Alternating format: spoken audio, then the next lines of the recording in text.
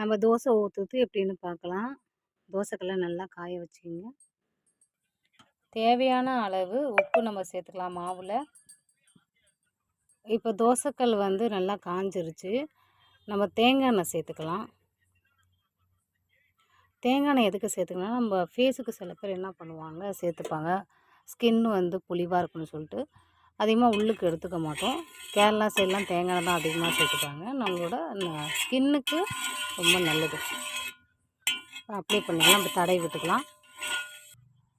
இல்ல தேங்காய் எண்ணெய் இல்லைனா நல்லெண்ணெய் சேர்த்துக்கோங்க. நல்லெண்ணெய்னா வீட்டில தாளிக்கிற குழம்பு எண்ணெய் அதுமாரி வச்சு சேர்த்துக்கலாம்.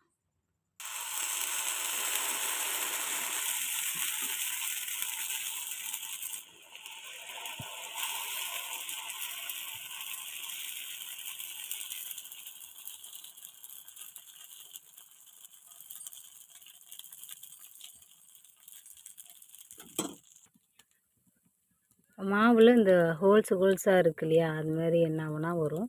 கொஞ்சம் புளிச்ச மாவுனா அதுமாரி வரும்.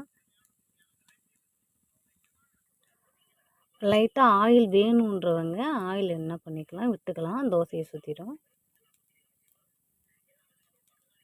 இல்லைனா வேணான்றவங்க ஆயில் பிடிக்காதவங்க சேர்த்துக்க வேண்டாம். தேங்காய் எண்ணெய் சேர்த்துக்கிறவங்க அதிகமாக நல்லெண்ணெய் சேர்த்துக்கிறவங்க அதிகமாக நீங்கள் ஆயிலில் இதில் எடுத்துக்கிட்டால் தான் அதிகமாக எடுத்துக்க முடியும். அது உங்களோட ஹெல்த்துக்கு ரொம்ப நல்லது.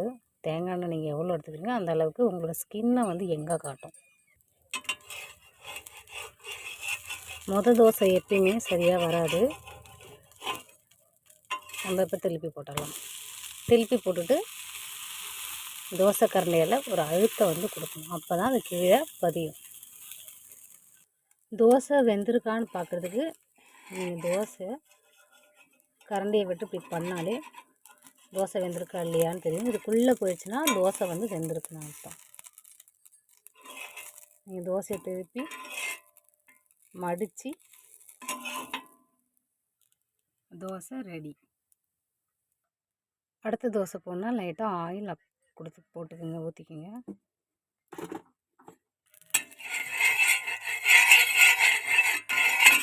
ஆயில் கம்மியாக வேணும்னா நீங்கள் கத்திரிக்காவோ இல்லை கசங்கு வேறு ஏதாச்சும் காய்கறிகள் நீங்கள் என்ன பண்ணிக்கலாம் சேர்த்துக்கலாம். அதை கட் பண்ணி ஆயில் தொட்டு நீங்கள் அப்ளை பண்ணிக்கலாம்.